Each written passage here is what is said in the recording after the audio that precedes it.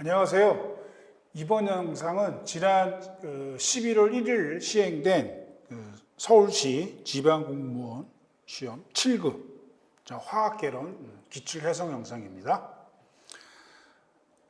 총평적으로 얘기를 하면 이 서울시 7급 문제치고는 평이하게 나왔습니다. 그렇죠. 예전에 비해. 그래서 뭐 그렇게 난이도 있는 문제가 출제되지는 않았고요. 아마 수험생 여러분들은 좋은 성적을 거두리라고 예상이 됩니다. 자, 1번부터 해설을 하겠습니다. 자, 1번. 다음 중 중성자를 가장 적게 포함하고 있는 원소는 이렇게 되어 있습니다. 이게 산수죠. 이게 이제 티타늄인데 밑에 있는 게 원자 번호고 위에 있는 게 질량수죠. 그래서 질량수는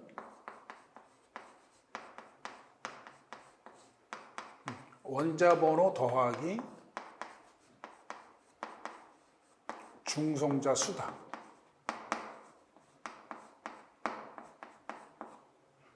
결국 지금 얘를 묻는 거니까 질량수 그 위에 있는 거에서 원자 번호 밑에 있는 걸 빼면 된다. 그렇죠? 그 얘는 50 빼기 22니까 8에 28. 얘는 51에 23이니까 8, 28. 지금 여기 적게네요. 그렇죠.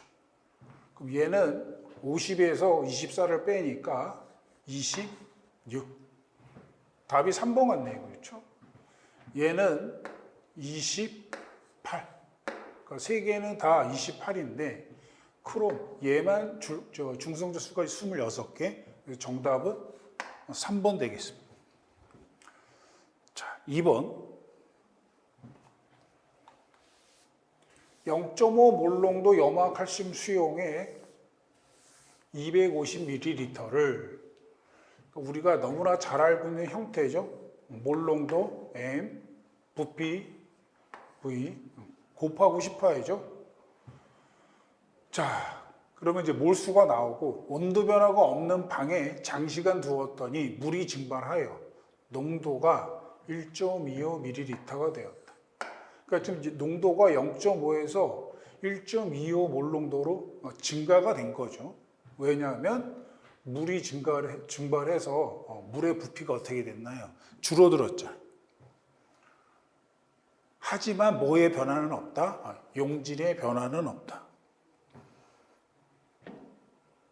그러니까 먼저 용질의 몰수를 구해보면 자, MV가 몰수니까 0.5에 자, 250ml면 0.25L니까 이게 0.125 몰이 몰수입니다. 그렇죠? 몰농도와 상관이 없이 이 몰수는 일정하다. 그러면 지금 구하고자 하는 게 증발한 물의 부피니까 일단은 1.25 몰농도가 됐을 때의 MV니까 0.125 몰인데 몰농도는 1.25고 그때의 부피를 우리가 구할 수가 있죠. 그럼 이게 증발한 물의 부피니까 이 부피에서 그러니까 250에서 이 부피를 빼면 그게 이제 증발한 물의 부피죠. 자, 이거를 계산을 했더니 0.1L가 나왔고 그게 100ml입니다. 처음에는 250이었는데 지금은 100ml라면 250에서 100ml를 뺀 150ml가 증발한 물의 양이 되겠다. 그래서 정답은 3번 되겠습니다. 자, 그 다음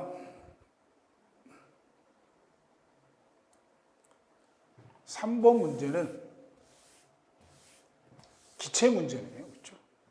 27도씨에서 어떤 기체가 0.6 atm의 압력으로 밀폐된 유리 용기에 담겨져 있다. 유리용기가 버틸 수 있는 최대 압력이 1.8일 때 용기가 깨지지 않으면서 도달할 수 있는 최고 온도. 여기서 우리 항상 이상기체 상태 방정식을 생각을 하시고, 그렇죠? 일단은 뭐가 일정한지를 봐야 되잖아요.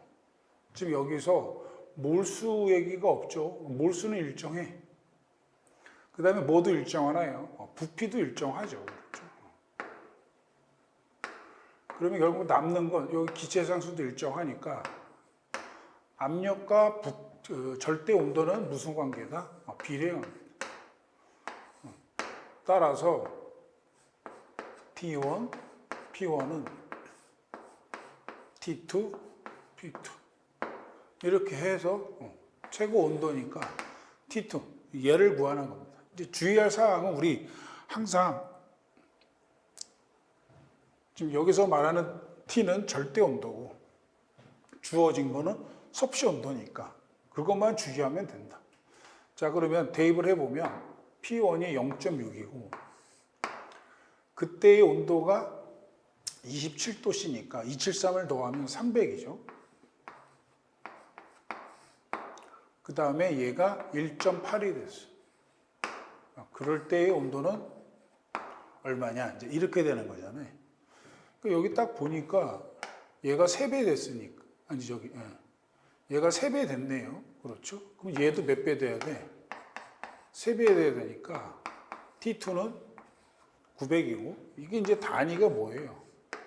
켈빈이잖아요. 그러니까 지금 최고 온도가 얼마로 나와 있냐면 도씨로 나와 있으니까 여기서 273을 빼줘야죠. 그러니까 여기 지금 900이 딱 보이잖아요. 그렇죠? 여러분 실수하라고 딱 900이 있단 말이지. 그래서 273을 빼면 627 도씨가 된다. 그래서 우리 기체 나오면 당황하지 마시고 이상기체 상대 방정식 쓰고 뭐가 일정하고 뭐가 변하는지만 잘 보시면 되겠습니다. 정답은 1번이고요. 4번은 몰랄 농도로 표기되는 용액을 제조할 때 사용하지 않아도 되는 것은. 이 몰랄 농도의 정의가 용 내의 질량분의 용질의 몰수잖아요. 이 단위가 킬로그램이고 얘는 몰이고. 그러니까 당연히 용질, 용매 있어야 되고 킬로그램이니까 전자저울이 필요하죠. 그래서 저울이 필요하고 부피 플러스 크는 필요가 없죠. 그렇죠? 몰농도 할 때 필요한 거니까. 4번은 정답이 4번 이렇게 되겠습니다. 깔끔하죠? 5번은 끓는 점에 대한 설명이다 이렇게 되어 있는데 이 문제는 좀 좋은 문제 같았어요. 우리가 일단은 이 끓는 점 하면 우리가 생각해야 할 단어가 뭔가요? 분자간 인력입니다. 그렇죠? 그러니까 분자간 인력이 높다라는 건 분자간 인력이 크다라는 건 끓는 점이 높다 이런 뜻이죠. 그래서 동일한 외부 압력에서는 화합물의 증기 압력이 높을수록 끓는 점은 어떻게 되느냐인데 우리 그 논리가 있죠. 증기 압력이 높다라는 말은 증기의 수가 많은 거예요. 그렇죠? 증기의 수가 많다라는 말은 얘네가 증발을 아주 잘 하는 거죠. 증발을 잘 한다라는 얘기는 액체 분자 간의 인력이 어때야 증발을 잘해요? 낮아야 돼. 약해야 돼. 그렇다면 끓는 점 BP는 어떻게 되나요? 낮아야죠. 그렇죠. 그래서 간은 낮아져야 돼. 낮아지고 이렇게 되는 거예요. 그 다음 화합물의 증기 압력이 같다면 외부 압력이 높을수록 끓는 점은 어떻게 되느냐. 요 뒤에 있는 문장은 우리가 이걸 생각해야 돼요. 그러니까 액체는 언제 끓느냐 이런 얘기잖아요. 그렇죠? 액체는 언제 끓느냐. 액체의 증기압과 그 다음에 외부 압력이 어떨 때? 같을 때 액체는 끓죠. 그렇죠. 그래서 이 증기압력은 같은데 외부 압력이 높으면 이런 얘기. 외부 압력이 높다는 얘기는 그 액체 증발하려는 액체 분자를 세게 누른다는 얘기잖아요. 아까 증기압과 외부 압력이 같다라는 얘기는 액체가 그 외부에서 누르는 압력을 이겨내고 올라가야 되는 거잖아. 그러니까 외부 증기 압력이 같다면 외부 압력이 높을수록 올라가기가 힘드니까 에너지 공급을 많이 받아야 되잖아요. 그래서 끓는 점은 어떻게 된다? 높아진다. 그렇죠. 그러니까 요 보기가 똑같이 끓는 점에 대한 표현을 묻고 있지만 엄밀히 말해서는 물어보는 내용이 다르는 거예요. 그래서 이 앞쪽에서는 끓는 점과 분자 간 인력의 얘기를 생각하시면 되는 거고, 이 뒤에 있는 문장은 액체가 언제 끓느냐를 이해를 해야 돼요. 그렇죠? 그래서 외부 압력이 높아지면 끓는 점도 당연히 어떻게 돼야 된다? 높아져야 된다. 액체가 분자 간의 인력을 끓고 증발하기가 어렵기 때문에 더 많은 에너지를 공급받아야 된다.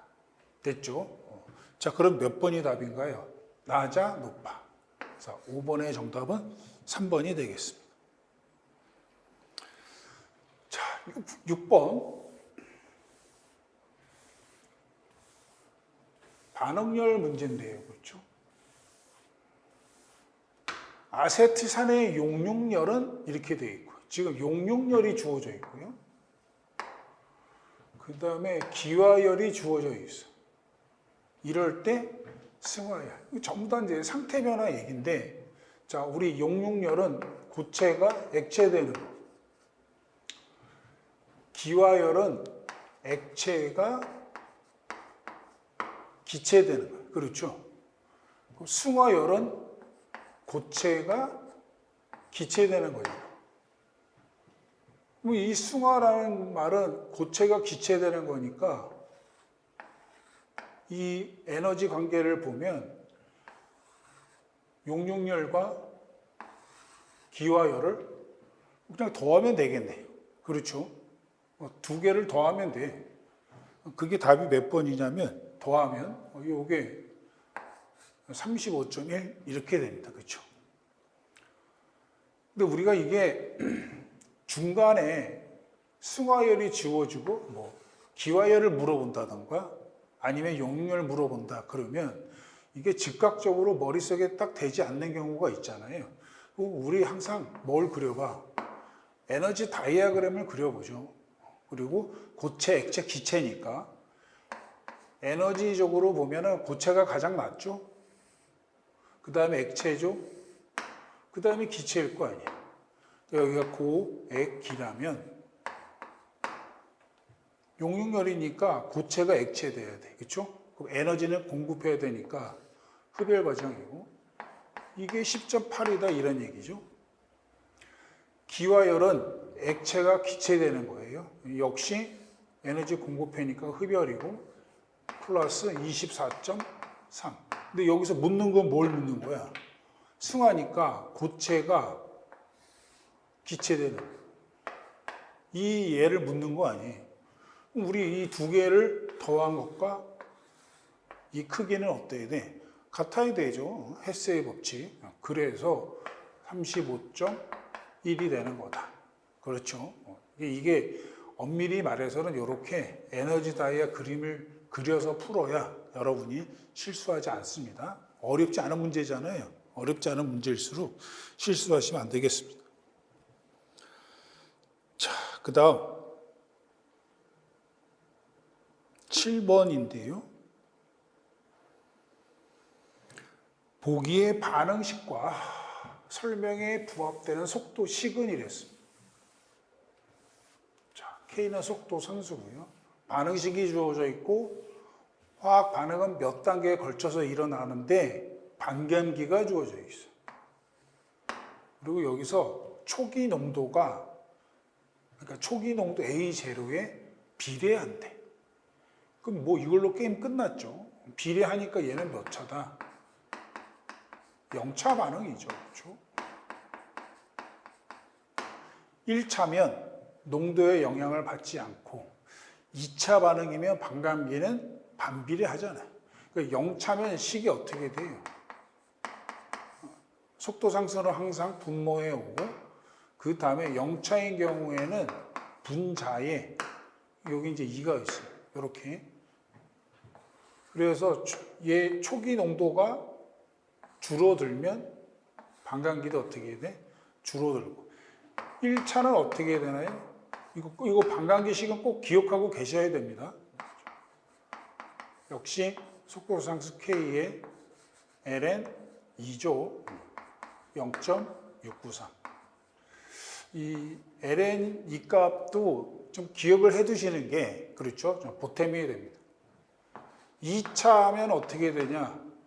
2차 반응의 반감기는 역시 속도 상승 K의 분모에 이렇게 초기 농도가 이렇게 됩니다. 그렇죠? 그래서 초기 농도와 반감기는 반비례한다. 그렇죠? 그래서 이제 이 문제는 0차 반응이니까 2번은 1차죠. 3번은 2차고 4번은 3차예요. 이게 0차 반응이잖아요. 요게 지금 생략된 거죠. 그래서 정답은 1번이 되겠습니다. 반감기 문제 치고는 너무 쉽게 나왔습니다. 자, 오비탈 양자수 문제인데요. 오랜만에 나왔습니다. 그렇죠? 요새 이쪽에서 출제가 많이 안 됐었는데 수소 원자. 자, 우리 여기서는 수소냐 아니냐가 중요하죠. 얘는 수소예요, 수소. 수소 원자의 양자수와 관련된 설명으로 옳은 것을 이렇게 되어 있어요. 자, 기억. 주양자수 N은 오비탈의 크기를 결정한다. 맞죠? 기억 맞고. 그러니까 크기뿐만이 아니라 모두 결정해요. 에너지도 결정하잖아요, 에너지도. 자, 그 다음에 니은. 가운동량 양자수 또는 방위 양자수 이렇게 얘기하고 오비탈의 상대적 배향을 얘는 배향을 나타내는 게 뭐죠? 자기 양자수죠. 그렇죠? 세 방향. 결국은 자기 양자수를 이용해서 배향, 즉 개수가 결정되는 거죠. 그래서 니은은 틀렸고 디귿은 자기 양자수가 모양을 결정. 이게 서로 니은과 디귿이 바뀌었네요. 그렇죠? 모양을 결정하는 건 가운동량 양자수죠. 그러니까 오비탈의 에너지와 모양을 결정한다. 니은 디귿이 틀렸고 리을은 n 이퀄 3이고 l 이퀄 2인 양자수를 가지는 오비탈의 개수는 5개이다. 지금 l 이퀄 2면 우리가 d 오비탈이잖아요. d 오비탈은 몇 개 있어요?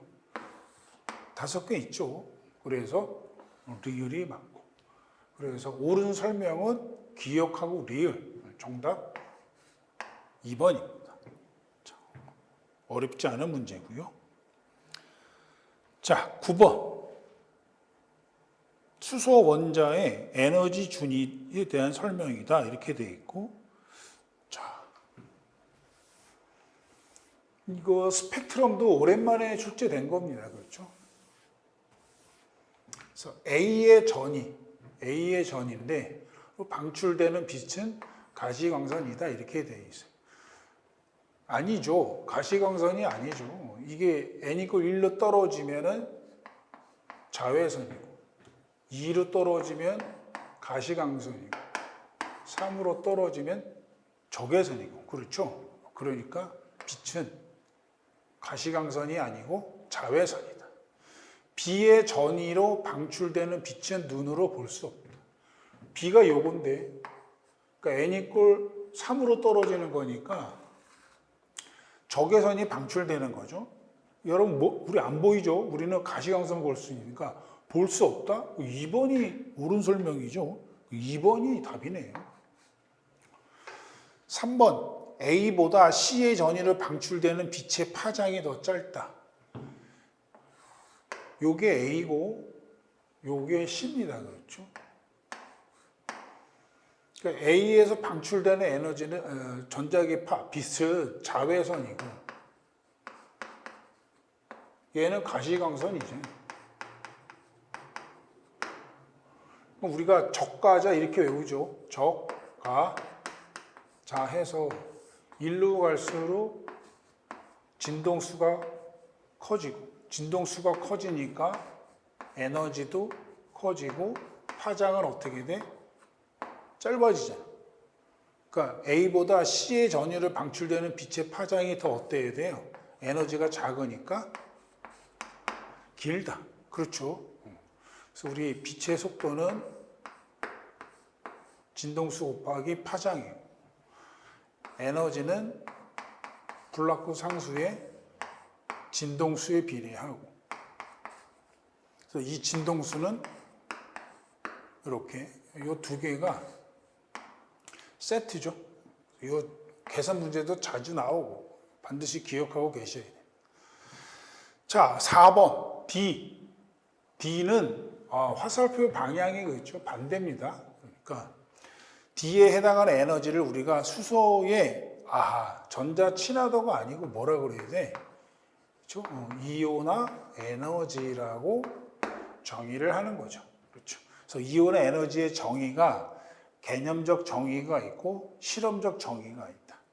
그래서 우리 개념적 정의는 중성 상태의, 예를 들어서 중성 상태의 기체 원자로부터 에너지를 가해서 전자 1몰을 떼어내는데 필요한 에너지. 그래서 이 에너지를 우리가 이온의 에너지라 그러고, 그렇다면 이 이온의 에너지를 우리가 어떻게 측정할 것이냐? 그러니까 이 바닥 상태에 있는 전자를 n 무한대, 그렇죠? n 무한대로 보내는데 필요한 에너지로 우리가 실험적 정의를 정의 내리고 있다. 그렇죠? 전자 친화도는 정반대죠. 전자 친화도는 어떤 중성 상태의 기체 원자인데 임의의 자유전자. 그렇죠? 이 자유전자가 어디에 있는 자유전자면 여기에 n 무한대에 있는 전자예요. 그걸 잡아당기면 음이온이 되면서 방출되죠. 그래서 이 에너지를 우리가 전자 친화도라고 한다. 자, 됐습니다. 이 정도는 기본적인 내용이니까 여러분 잘 알아두시면 될 거고. 9번의 정답은 2번입니다. 자, 10번. 일기압에서 물 100g에 포도당 9.0g이 포함된 용액에 어는점 나왔죠. 어는점 내림 상수가 나왔습니다. 그렇죠? 어는점을 모르니까 아무 생각 없이 델타 TF는 IM KF. 그래서 어는점 내림을 구하면 우리가 어는점을 구할 수가 있죠. 자, I가 뭐예요? 반토프 인자인데 포도당 비전의 질이죠. 비전의 질이니까 1이고, 요 M이 몰랄 농도잖아요. 정의에 따라서 분모의 물인데 얘가 단위가 킬로그램이니까 0.1kg. 그 다음에 분자는 몰수죠. 분자량, 포도당의 분자량이 얼마야? 180이죠. 180 기억하고 계셔야죠. 그 다음에 9.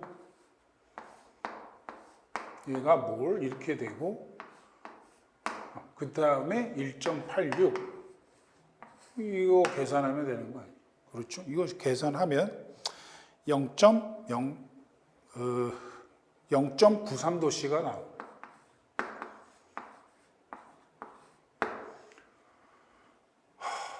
그러면 어느 점은 순수물의 어느 점은 0도씨니까 어느 점은 영하 0.93도씨가 되겠네. 그렇죠?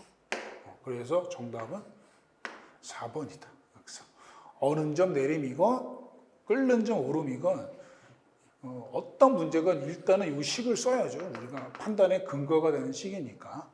자, 그래서 10번의 정답은 4번이고요. 11번은 이거는 좀 어이없는 문제인데, 바닥 상태에서 원자 번호가 31이고 우리가 30번까지는 기억하고 있죠. 30번이 아연이거든요. 31번 누군지는 모르겠고, 그 다음에 31번이면은 3주기는 아니잖아요. 그렇죠? 4주기예요. 4주기고 13족에 속하는 원소의 원자과 전자수. 그러니까 13족이면 13족의 원소의 원자과 전자 당연히 몇 개예요? 3개잖아, 3개.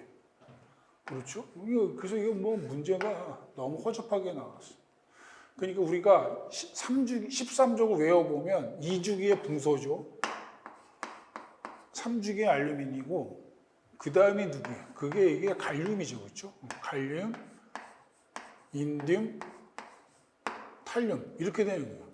그러니까 지금 얘는 갈륨을 말하는 겁니다. 여하튼, 뭐, 갈륨 몰라도 되죠? 13족의 원소의 원자과 전수 당연히 3개니까. 자, 그래서 11번의 정답은 2번이 되겠고. 12번. 이제 요 12번 문제도 나름 괜찮은 문제였습니다. 분자궤도 함수와 관련된 문제인데, 바닥 상태에서 홀전자가 가장 많은 것은,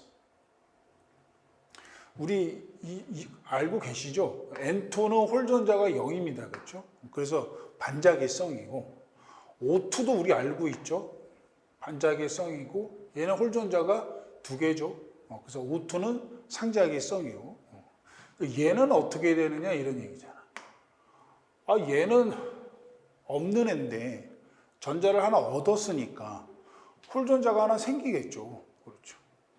근데 얘는 홀전자가 그러니까 전자를 하나 얻었으니까 늘어나는 거 아닌가? 뭐 그럴 수 있죠. 그러니까 이거를 우리가 얘네들 같은 경우는 확인을 해봐야 돼. 그렇죠. 그러니까 우리가 분자 궤도하면서 에너지 다이아그램이 N2 시리즈가 있고 O2 시리즈가 있는데, 그렇죠? 밑에 1s, 2s 전자 8개는 다 대칭되는 거니까 버리면 N2 같은 경우는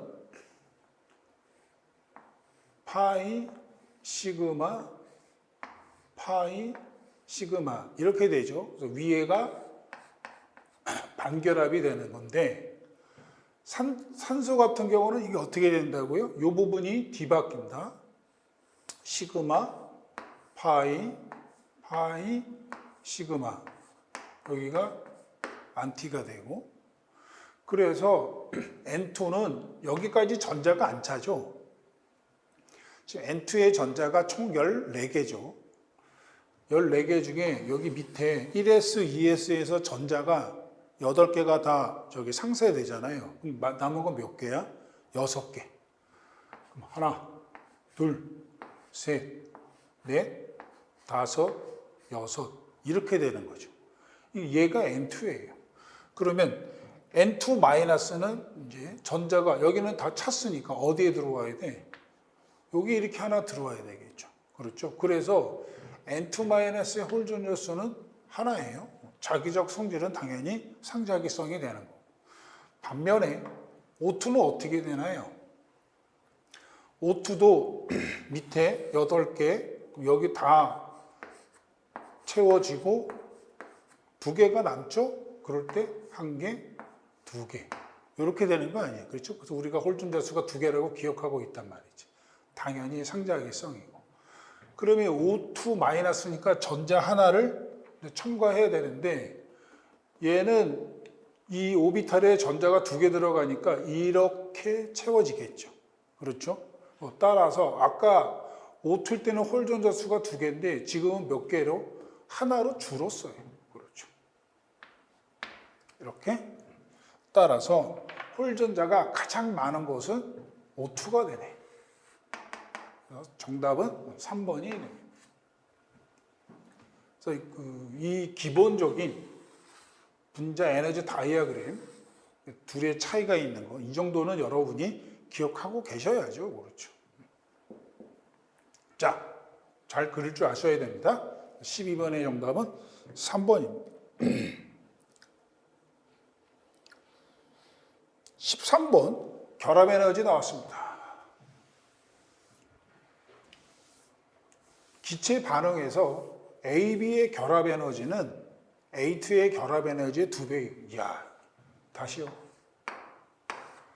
AB의 결합 에너지는 A2의 결합 에너지의 2배이고. 이제 이런 거는 우리가 그 수식으로 한번 나타내 봐야죠. 그러니까 결합 에너지가 우리가 D라고 쓰고 이렇게 표현하죠. 그러니까 이게 AB의 결합 에너지는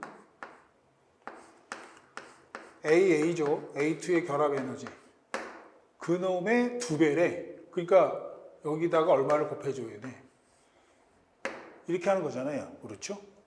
그럼 우리가 결합 에너지 주어졌으니까 결반생 써야 되는 거고, 그럴 때 얘 대신에 뭘 쓰면 된다. 얘를 쓰면 된다 이런 얘기 아니야. 그렇죠? 자, 그러면 바로 합시다. 이 반응의 엔탈피 변화량 마이너스 335는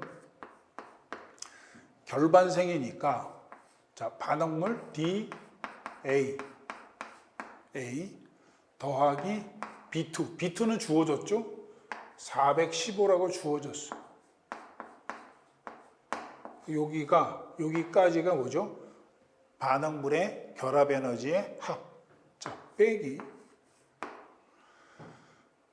2 곱하기 생성물. 요게 이제 생성물의 결합 에너지의 합인데, 여기서 얘를 여기다가 써야지. 그러면 얘 대신에 어떻게 쓰면 돼? 2 곱하기 D A 이렇게 쓰셔야죠. 그렇죠? 이거 안 쓰고 그냥 암산을 하다가 틀리신 분들 많이 계실 것 같아. 그렇죠? 자, 그러면은 식 하나에 그 다음에 미지수가 하나잖아요. 그렇죠? 자, 여기를 정리하면 어떻게 되나요? 이거 2 곱하기니까 4잖아. 4D에 이렇게 되네. 그렇죠? 그러면 3D 좀 이해 묻는 거 아니에요? 그렇죠? 415에 335 415에 335면은 750이네. 딱 떨어지겠네. 그러면 DAA는 250이죠. 킬로주. 볼 이렇게 되겠네. 정답은 2번이 되겠습니다. 요런 거 이제 실수하지 않으셔야죠. 실수하셨다면 좋은 경험이 되셨을 겁니다. 자, 그래서 13번의 정답은 2번이고요. 14번. 14번도 좀 난이도 있는 문제 중에 하나라고 하겠습니다. 그렇죠? 시간이 좀 걸리는. 자, A가 P로 되는 반응의 속도 법칙이 보기와 같다. 보기가 이거니까 저 반응은 지금 A에 대해서 2차 반응이라는 뜻. 반응물의 농도가 초기 농도 A0에서 이게 뭐예요 이거? 초기 농도의 절반 걸리는 시간을 T1. 이 T1은 뭐예요? 반감기잖아.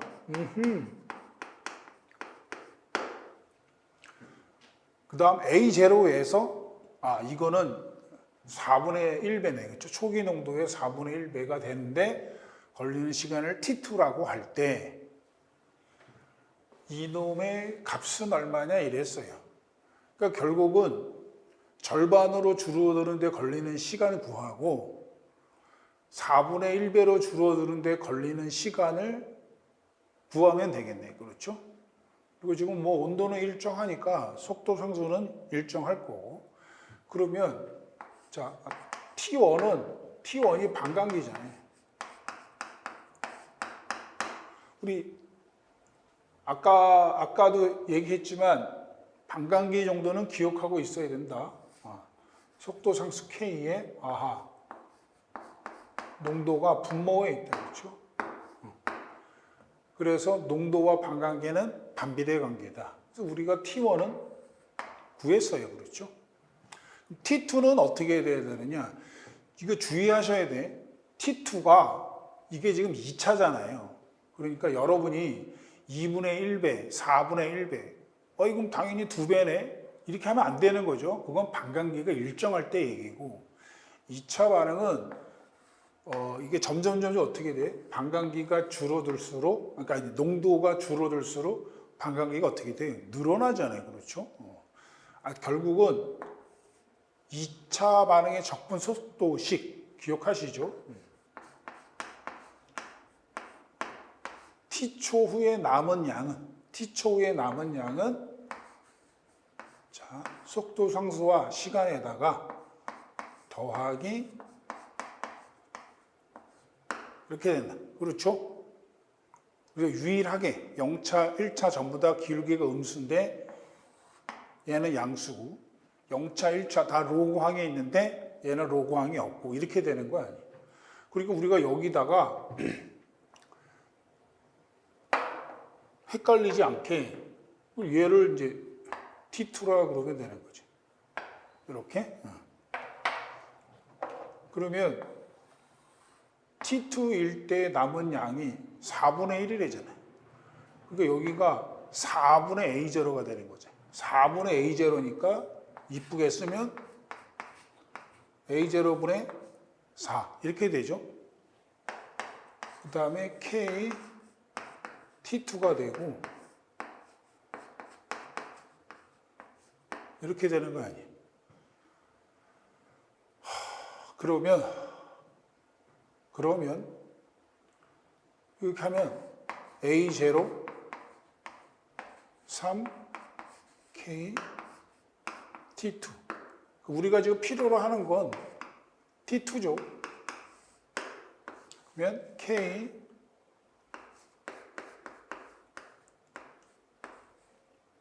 이렇게 되죠. 묻는 게 뭐라고? T1분의 T2니까 T1분의 T2니까 자, T2가 얘죠. K A0분의 3이 되고 T1은 뭐죠? 얘잖아요. 그렇죠? 얘는 K A0분의 1 이렇게 되네. 아하, 이거 그래서 결국 뭐가 돼요? 3이 된다. 그렇죠? 그래서 우리 아까 다시 한번 말씀드리지만 반감기식은 꼭 기억하시고 뭐 당연히 2차, 그러니까 0차, 1차, 2차에 대한 적분 속도식은 꼭 기억하셔야 됩니다. 요새 2차가 대세잖아요. 그렇죠? 그래서 14번은 좀 좋은 문제였다. 답은 몇 번이죠? 3이니까 정답은 2번입니다. 자, 15번. 자발성 문제인데, 마이너스 1도씨 1기압에서, H2O 솔리드, 그 다음에 리퀴드로 변할 때 이런 얘기예요. 개의 엔탈피 변화와 자유의지 변화를 나타낸 것으로 이렇게 되어 있어요. 아니, 이게 우리가 0도씨 1기압에서 상평형이 일어나잖아요. 그러니까 마이너스 1도씨, 영하 1도씨에서는 고체가 액체로 되나요? 되지 않죠. 자, 그러니까 보시오. 일단은 자유에너지는 이렇게 되는데 저 마이너스 1도씨로부터 저 반응은 비자발이야. 그러니까 얘는 플러스가 돼야 돼. 그렇죠? 그 다음에 이제 얘를 묻는 건데 얘도 고체에서 액체로 되는 거니까 흡열 과정이죠. 그런데 우리가 얘를 먼저 보자고. 엔트로피는 고체에서 액체로 변하는 거니까 얘가 증가되는 거. 그러면 이 전체가 뭐죠? 마이너스 A, 그렇죠? 그러면 이 둘의 합이 양수가 돼야 되는 거니까 당연히 델타 H도 뭐가 돼야 돼? 양수가 돼야 되는 거죠. 그렇죠?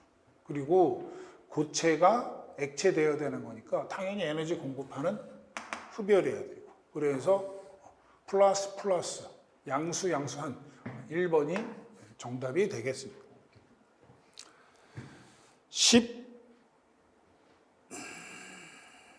16번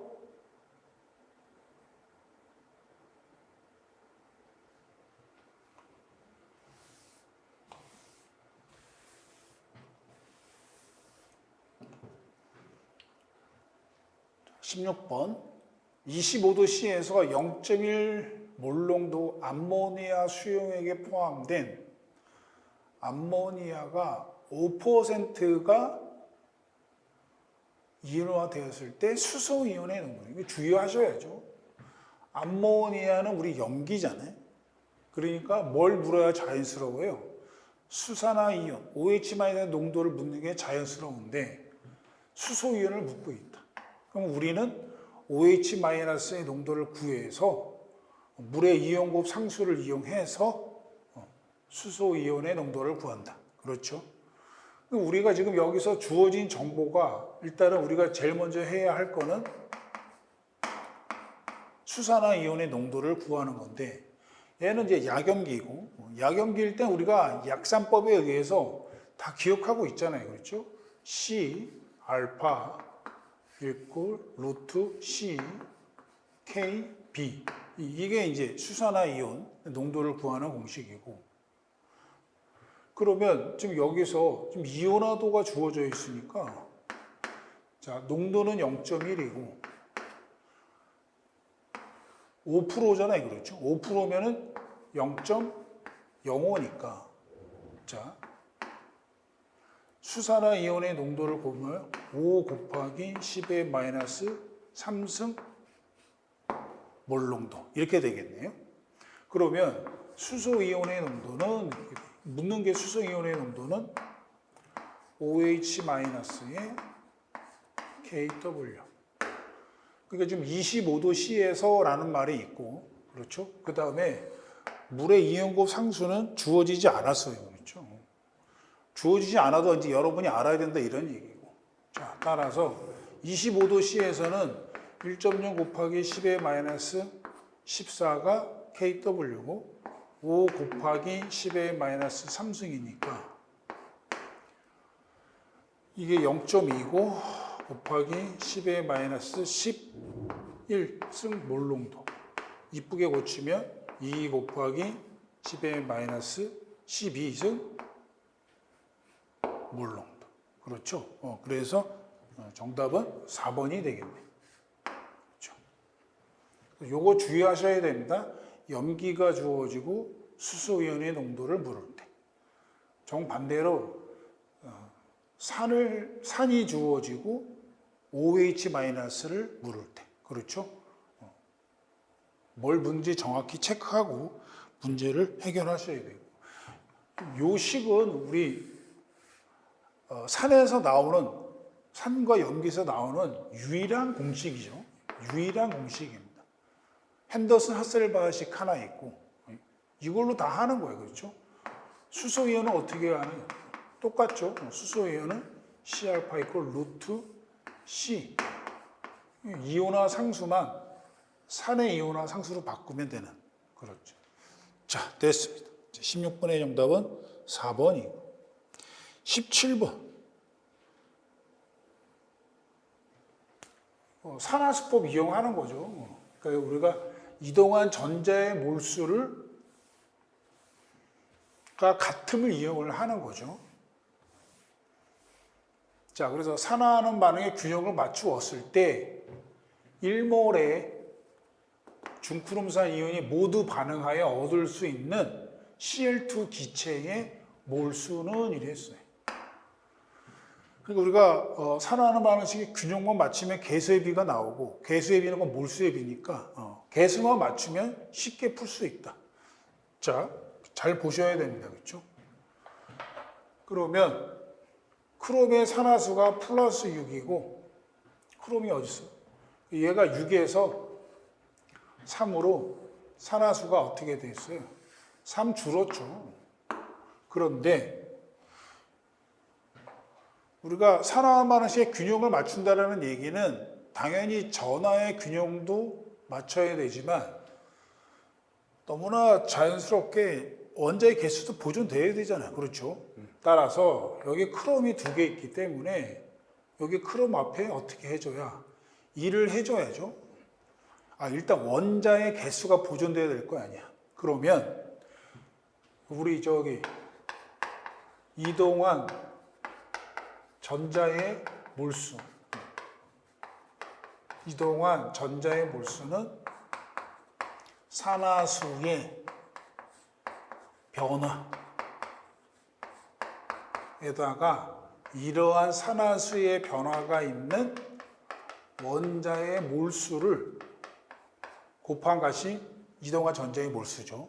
여기서 좀 전에 제가 이렇게 쓰지는 않았지만 산화수의 변화가 있는 원자의 몰수예요. 그러니까 무슨 얘기냐면 원자가 5개 있다고 해서 5개가 다 모두 산화하는 반응에 참여할 수도 있지만 참여하지 않는 경우도 있다. 그렇죠? 그 산화수의 변화가 있는 원자의 몰수를 찾는 게 중요해요.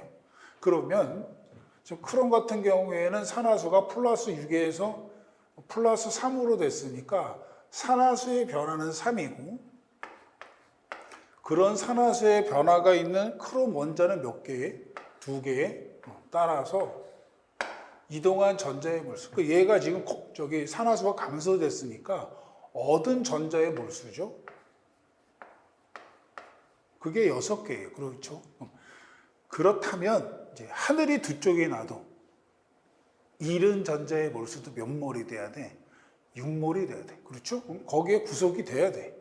그러면 이제 또 산화수의 변화가 있는 게 여기 호도수 물질이 있네. 얘가 0이고 얘가 산화수가 마이너스 1이잖아요.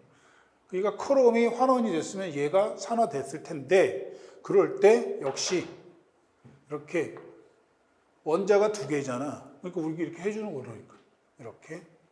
그러면 여기서 산화수의 변화는 마이너스 1에서 0으로 증가했어. 산화수의 변화는 1이고 그런 산화수의 변화가 있는 염소 원자는 몇 개예요? 2야, 2. 이렇게. 그러면 얘가 얻은 전자의 몰수고 얘가 잃은 전자의 몰수잖아요. 다르잖아. 그럼 어떻게 해야 돼? 같게 해야죠. 어떻게 해야지 같아져? 산화수의 변화는 정해져 있으니까 그 산화수의 변화에 참여하는 원자의 개수를 늘려야죠. 여기서 3 하면 6이 돼야 돼. 그렇죠? 그러면 이 산화수의 변화는 정해져 있으니까 원자가 몇 개 돼야 돼요? 6개. 그러면 아까 얘는 2개니까 여기가 6개가 되려면 6이라고 써야 되고요. 여기는 Cl2니까 앞에 뭐라고 써야 돼? 3이라고 써야 돼. 그래야 염소 원자가 6개가 되는 거죠. 이렇게 함으로써 얻은 전자의 몰수 6개, 잃은 전자의 몰수 6개. 이렇게 해서 아직 완성은 안 된 거죠. 그 다음에 이제 우리 뭐 해야 돼요? 산소를 먼저 하죠. 그래서 산소가 여기 몇 개 있어? 7개 있으니까 산소 있는 애가 얘잖아요. 여기다가 얼마 써줘? 7. 그렇게 함으로써 마지막으로 저기 수소이온 있죠? 이 수소가 몇 개냐면 14개야. 그래서 14개. 이렇게 해서 우리가 산화하는 방식을 완성을 시켰다. 그럼 이제 마지막으로 뭐 해야 돼? 꼭 해야 될 게 뭐죠? 전하의 균형이 보존되느냐? 그거 확인해야죠. 자, 반응물에 플러스 14고 얘는 마이너스 2고 마이너스 1이 6개 있잖아요. 그러면 마이너스 6이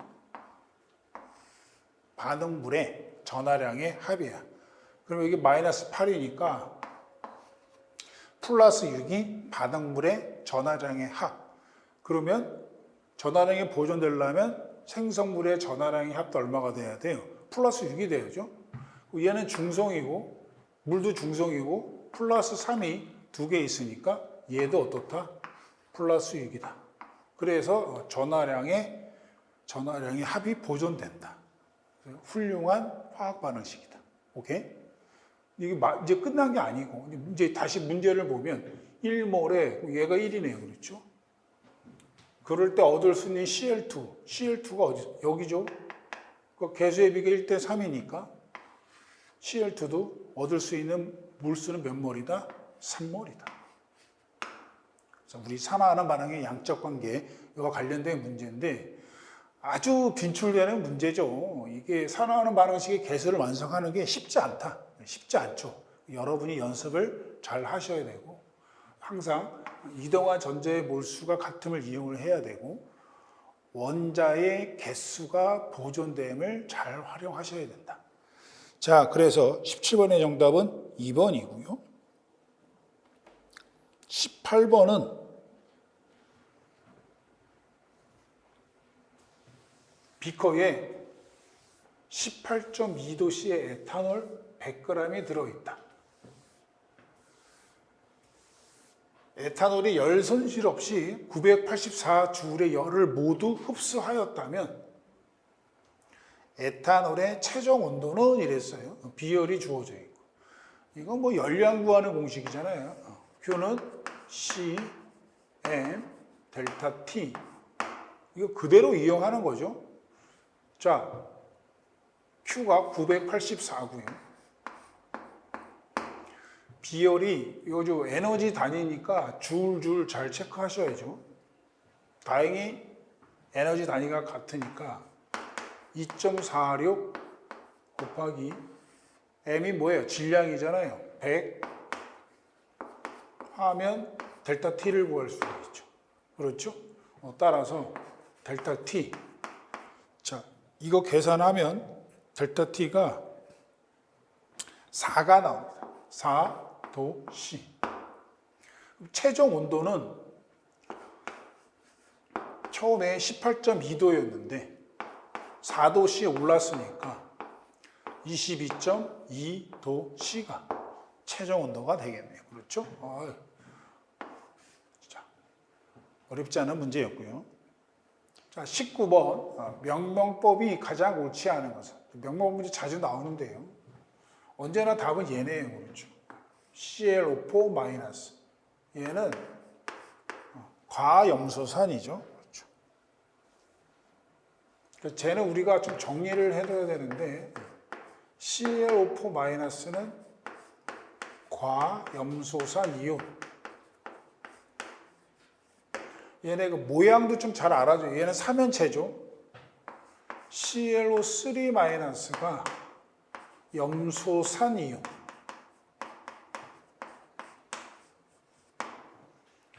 그 다음에 ClO2-. 이게 이제 산소가 하나 적은 거니까 염소산 이온.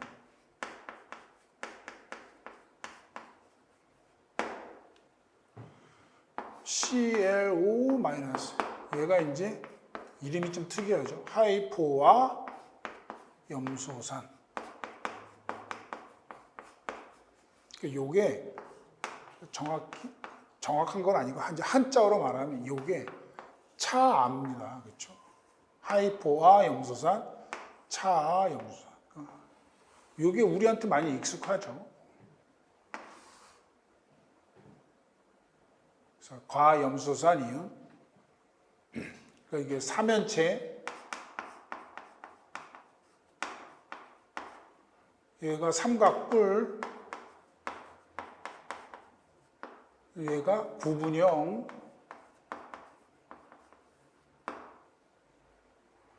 얘는 뭐 원자 두 개니까 직선형이죠. 자, 염소산 이온 시리즈 잘 알아주시면 되고요. 자, 마지막 문제입니다. 20번. 이온결합 화합물 MCl2의 총 전자수가 54개래. 그러면 염소가 17번이잖아요. 그렇죠? 원자번호 17번이니까 34개가 염소고. 그럼 전체가 54면 얘는 20이네. 그렇죠? 20이면 누구예요, 이게? 칼슘 아니야. 그렇죠? 그러니까 저 라지 M은 칼슘이네요. 그래서 M의 전자수는 20이다. 맞고. Cl-의 크기는 중성 상태의 Cl- 크기보다 크다. 그렇죠? 우리 그 전자배치에 보면 이렇게 되죠.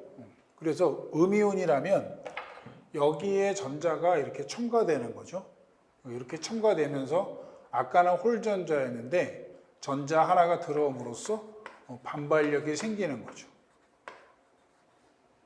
그래서 우리가 그 반발력으로 인해서 오비탈의 팽창이라는 게 일어나는 거죠. 반발력으로 인해서 커진다 이런 얘기니까 CL-의 크기보다는 당연히 커야 된다. 양이온인 경우에는 껍질 수가 줄어드는 거죠. 그래서 그 사이즈가 작아지죠. 그건 우리가 오비탈의 수축이라고 그러는 거고. 3번 화합물에서 얘는 이과다. 그렇죠. CL이 마이너스일까 음이온이니까 얘도 맞고. 화합물에서 금속 M의 양이온의 크기는 중성 상태의 크기. 이게 작은 그 칼슘이잖아요. 칼슘. 그러니까 1s2, 2s2, 2p6, 3s2, 3p6에 4s2 이렇게 되는 거고. 그러니까 껍질이 1개, 2개, 3개, 4개. K, L, M, N 이건데 얘가 칼슘 이온이 되면 이런 얘기예요. 얘가 떨어져 나가잖아요. 그러니까 이 껍질이 세 개째로 바뀌죠? 당연히 사이즈는 어떻게 된다? 작다 이렇게 되는 거죠. 그래서 20번의 정답은 옳지 않은 거 이랬으니까 정답은 4번입니다. 자, 예년에 비해 올해 시험은 좀 많이 쉽게 나왔는데 이제 그 중에서도 그 난이도 있는 문제가 한 두세 문제 있었죠. 그래서 여러분 저기 유기체라고 제가 유형별 기출문제를 잘 정리한 책이 있습니다. 그 기출문제 잘 보면서 유형을 잘 체크하시고 그 다음에 어떤 난이도 그 다음에 제일 중요한 게 범위입니다. 범위. 시험 범위. 나오는 것만 나오잖아요. 그것만 정확히 맞춰도 합격한다. 그래서 기출문제 잘 보시기 바랍니다. 자, 수고하셨고요. 좋은 결과 있으시길 바라겠습니다.